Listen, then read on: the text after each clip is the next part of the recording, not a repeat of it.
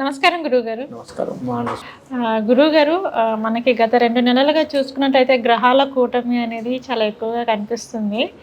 అలాగే ఈ మార్చి 29వ తారీఖున వచ్చేసి శిష్టగ్రహ కూటమి, సూర్యగ్రహణం ప్లస్ అమావాస్య, ఇవి 3 ఉన్నాయి. కాబట్టి మరి ఎలా ఉండబోతుంది, ఏంటి ఈ గ్రహాల కూటమి వల్ల లాభమా నష్టమా?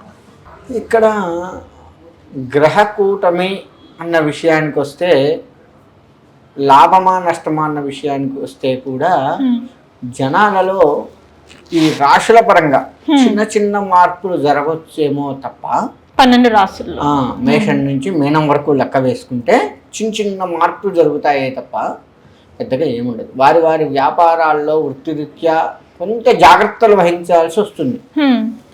అప్పులు ఇవ్వటం తొందరపడి ఇవ్వద్దు, తీసుకోవడం తొందరపడి తీసుకోవద్దు. ఇటువంటి చిన్న చిన్న ఇంకా ఉన్నా కానీ మెయిన్గా అప్పులు చెప్తున్నాను. ఎందుకంటే ఎక్కువ శాతం ఈ ఆర్థిక పరమైనటువంటి కష్టాలు ఎక్కువగా వస్తుంటాయి ఈ కూటమి వల్ల, అందుకని అప్పుగా చెప్తున్నాను. ఓకే. ఇబ్బంది పడేటువంటి అప్పులు కూడా గృహంలో అవసరమయ్యి తీసుకునే అప్పులు కొన్ని, తర్వాత వచ్చేసి వ్యాపార పరంగా తీసుకునే అప్పులు కొన్ని. ఇటు బయట తీసుకోవచ్చు, లేదంటే మన ఫైనాన్షియల్ వాళ్ళ దగ్గర తీసుకోవచ్చు.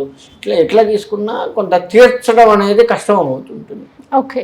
అప్పు తీసుకోవడం వల్ల ఇంతకుముందు చాలా సులువుగా తీర్చిన వాళ్ళం కూడా ఈసారి కొంత కష్టపడుతూ తీరుస్తాం గ్రహాల కూటమి వల్ల.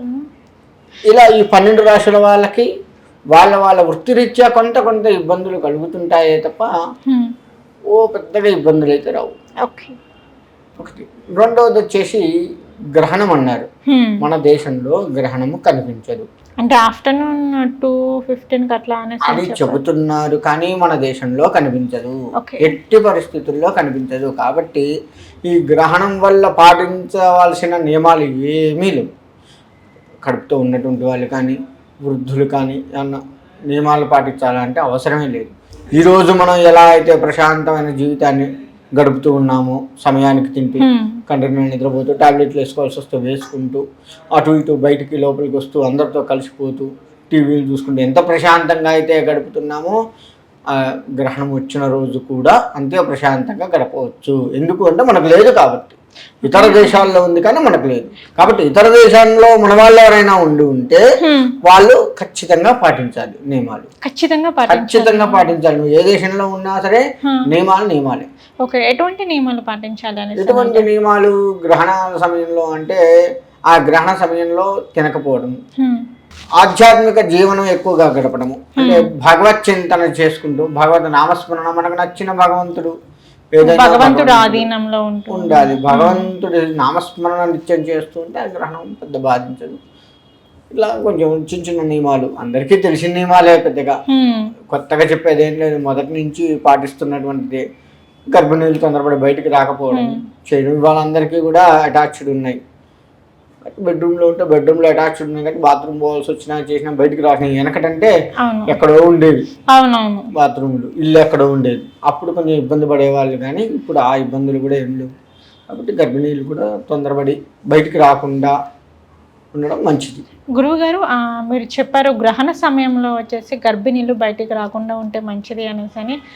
చాలామంది అంటారు బయటికి రాకపోవడం కాదులే కానీ అసలు గ్రహణ సమయంలోని గర్భిణీలు కదలకూడదు అనేసి అని అంటారు. కదలకుండా ఉండడం అనేది కష్టం. అది కష్టమే. కదలకుండా ఉంటారేమో, మిగతా అది కష్టం. అది అసలు లేదు. కదలకుండా అట్లనే ఒక రాయిలాగా ఉండాలి అంటే ఉండలేం కదా. ఎవరైనా ఉండలేము, కానీ కొంతమంది అలా అంటారు. అది ఉత్తమ. గురువుగారు, ఇంకొక విషయం ఏంటి అంటే గ్రహణ సమయంలోనే తినకూడదు అనేసి అంటారు కదా. చాలా మంది చెప్తూనే ఉంటారు, మనకి పెద్దవాళ్ళు కానీ మీలాంటి పురోహితులు కానీ ఇట్లా చాలా మంది చెప్తూనే ఉంటారు గ్రహణ సమయంలోనే కదలకూడదు, గర్భిణీలు బయటికి రాకూడదు అని చెప్పేసి అని. అసలు గ్రహణ సమయంలోనే ఎందుకు తినకూడదు అంటారు? తింటే అక్కడ ఏమవుతుందంటే ఈ చంద్రుడి గ్రహణం కానీ సూర్యుడి గ్రహణం కానీ వచ్చినప్పుడు మనం భోజనం చేస్తూ ఉంటే ఆ దేవత శక్తి తగ్గిపోతుంది. అంటే మనలో ఉన్న ఆధ్యాత్మికత శక్తి తగ్గిపోతుంది. దేవుళ్ళలో తగ్గదు, మనలో ఉన్న ఆధ్యాత్మికత శక్తి మనకి నష్టం కలుగుతుంది కాబట్టి తొందరగా అరగదు. ఇప్పుడు మన గ్రహచారి వచ్చే చంద్రుడు బలంగా ఉన్నాడు, రేపు చంద్రగ్రహణం వచ్చింది అనుకుందాము. ఈ చంద్రుడు మనకు బలంగా ఉన్నప్పుడు ఈ చంద్రగ్రహణం నాడు మనం ఇటువంటి పిచ్చి పనులన్నీ చేస్తూ ఉంటే తినడం ఏమవుతుంది, ఏం కాదు, ఏమవుతుందో చూద్దాం అని చెప్పి చేస్తున్నాం, మన మానసిక బలం తగ్గిపోతుంది. ఓకే. మానసికంగా ధైర్యంగా ఉన్నటువంటి వాడు ఆ ధైర్యాన్ని కోల్పోతూ ఉంటాడు. సూర్యగ్రహణం వచ్చింది, ఆ సమయంలో ఒకవేళ ఇలా చేస్తే ఆరోగ్యంగా బాగా దృఢంగా ఉన్నటువంటి వాడు కూడా క్షీణించిపోతుంటాడు. అనారోగ్యం తెలియదు, ఎందుకు వచ్చిందో తెలియదు. ఇంకా లోతుగా చెప్పాలి అంటే డాక్టర్ని మొత్తం స్కాన్ చేసి చూస్తే డాక్టరు అన్ని టెస్టులు చేస్తే అన్నీ బాగున్నాయి, కానీ ఎందుకు తగ్గుతున్నామో తెలియదు. ₹1,00,000 పెట్టి బాడీ స్కాన్ మొత్తం చేసాం, జుట్టు దగ్గర నుంచి అరికాల వరకు చేసాం, అన్నీ సూపర్ ఉన్నాయి, మీకు అసలు ఏ మందులు వాడాల్సిన పని లేదు, కానీ ఆరోగ్యం మాత్రం బాగుంటుంది. అటువంటి ప్రమాదాలు జరుగుతూ ఉంటాయి.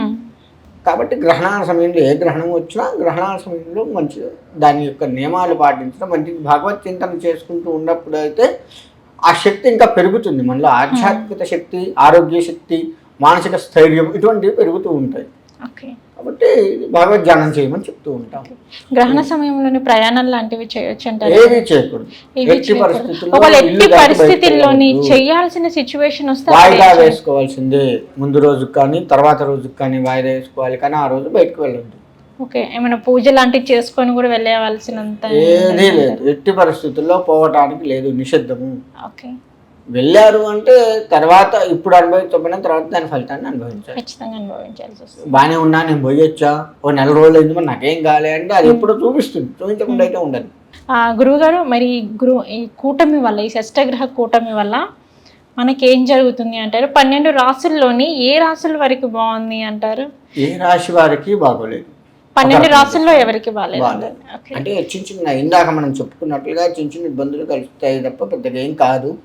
దానివల్ల మరీ బాగాలేదంటే అసలు బాగోలేదు, ఇంకా వాళ్ళు జీవితం వృధా 12 రాశుల వాళ్ళది అని కాదు అక్కడ అర్థం. నాది కొంచెం కొంచెం చిన్న ఇబ్బందులు వస్తుంటే అవి పెద్ద ఇబ్బంది లేదు, భగవత్ సంబంధిత పూజలు చేసుకుంటే నడిచిపోతుంది. ఆ రోజు శివాభిషేకం ఇటువంటి అన్ని రాశుల వారు చేసుకుంటే ఆయా ఇష్టదైవం కూడా దైవానికి సంబంధించి ఏది చేసుకున్నా కానీ ఇబ్బందుల నుంచి బయటపడతారు. ఒకటి. ఇంకొకటి ఖచ్చితంగా చెప్పాలంటే ఈ గ్రహ కూటమి అనేది మనకి మనుషుల మీద పెద్ద ప్రభావం చూపించదు, ప్రకృతి మీద చూపిస్తుంది.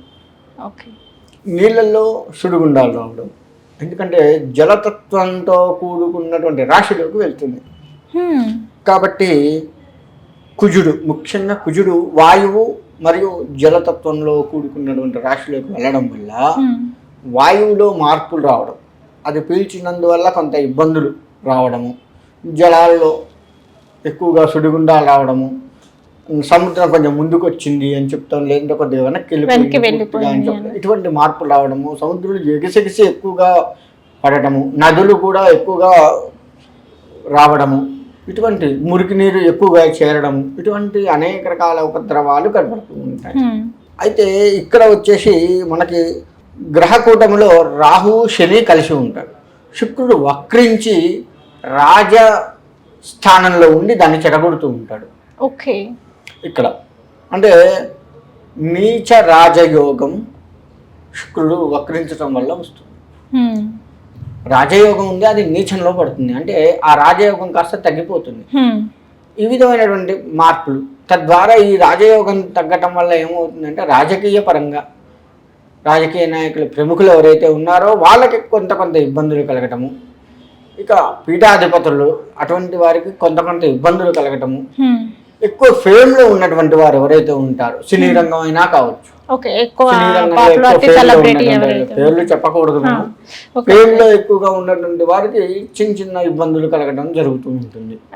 ఇట్లా ఆ నీచ రాజయోగంలో ఉండడం వల్ల ఇటువంటి రాజులకి సంబంధించి గొప్ప వాళ్ళకి సంబంధించి ఉన్నటువంటి వాళ్ళకి కొంత ఇబ్బంది కలిగే అవకాశం ఉంది.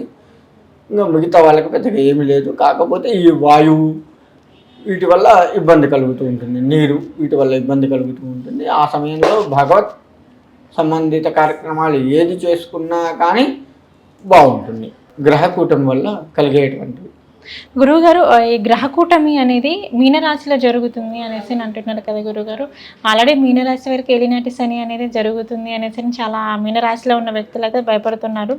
ఇప్పుడు గ్రహ కూటమి కూడా మీనరాశిలోనే జరుగుతుంది. సంపూర్ణంగా ఏలినాటి శని అనేది మీనరాశిలోనే ఉంది కాబట్టి ఈ 2.5 సంవత్సరాలు ఎలా ఉండబోతుంది అంటారు వీరికి? ఇక్కడ వచ్చేసి మీనరాశి వారికి శని వచ్చినా కానీ శని పెద్దగా ఇబ్బంది పెట్టడు. శని అనగానే ఫస్ట్ మనం భయపడుతూ ఉంటాము, దాన్ని ఫస్ట్ మానివేయాలి.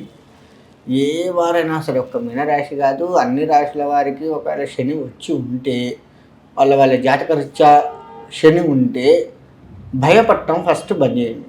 ఓకే. శని రాగానే అమ్మ శని వచ్చాడు ఏదో చేస్తాడు, ఏం చేయడు. శని అంత గొప్ప దైవం ఇంకోటి లేదు. శని వచ్చినందువల్ల ఎవడు మంచి ఎవడు చెడు, ఎవడు నీ వారు ఎవడు మంచిగా తప్పించి చెడు అయితే జరగదు. ఎవడు మన వాళ్ళు తెలియపరుస్తాడు. అది మనం తెలుసుకోకుండా నా వాళ్ళందరూ దూరం అయ్యారు, నన్ను ఏకాకిం చేశారు, వాళ్ళు మొదటి నుంచి నీ ఆస్తి కోసమో ఏదో నీతో అవసరం కోసమో నీ దగ్గర అయ్యారు. శని వచ్చి వాళ్ళు దీనికోసం వచ్చింది, నీ కష్టం వస్తే ఇగో ఈ విధంగా దూరంగా పోయారు అని చూపిస్తారు.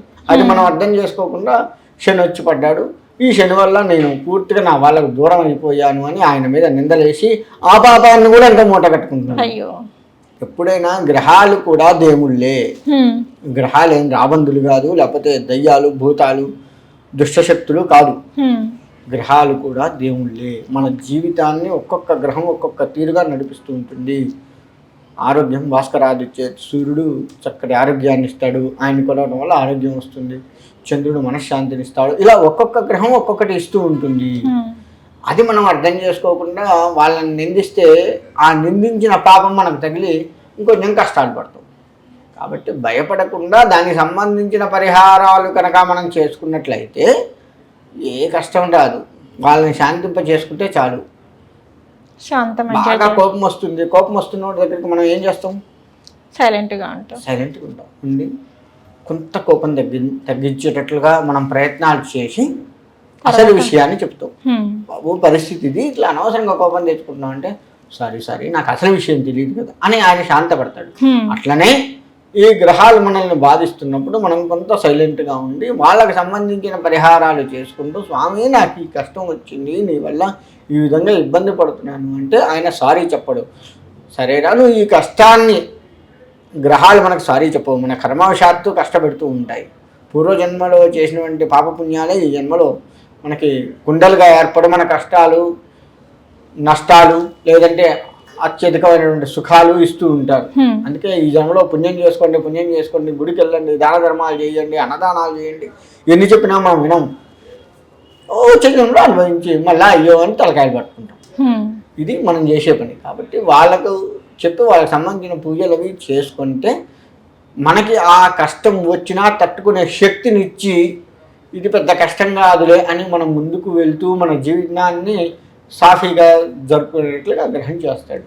అంతేకాని వాళ్ళని బాధించరు. వాళ్ళ అతగా వాళ్ళని ప్రసన్నం చేసుకుంటే చాలు. దానికల్లా ఏంటంటే గ్రహ జపాలు, అభిషేకాలు, అర్చనలు, గ్రహానికి సంబంధించి ఏది చేస్తామంటే అది చేసుకుంటూ ఉండాలి. అప్పుడు బాగుంటుంది. కాబట్టి శని అనేవాడు బాధించడు, శని అనేవాడు మంచివాడు. ఆయన మీద అనవసరమైన నిందలు వేసి ఇప్పటికే ఆయన అనవసరంగానే పాపం మూట కట్టుకుంటున్నాం గ్రహాలలో. ఆయన ఎక్కువగా అని లేదు, శని భగవానుడు చాలా మంచి వాళ్ళందరికీ మంచివాడు, అందులో ఎటువంటి సందేహం అసలు లేదు. ఓకే, కాబట్టి భయపడాల్సిన పని లేదు. షేర్ చేయండి, లైక్ చేయండి, సబ్స్క్రైబ్ చేయండి. మరిన్ని వీడియోల కోసం బెల్ సింబల్ పై క్లిక్ చేయండి.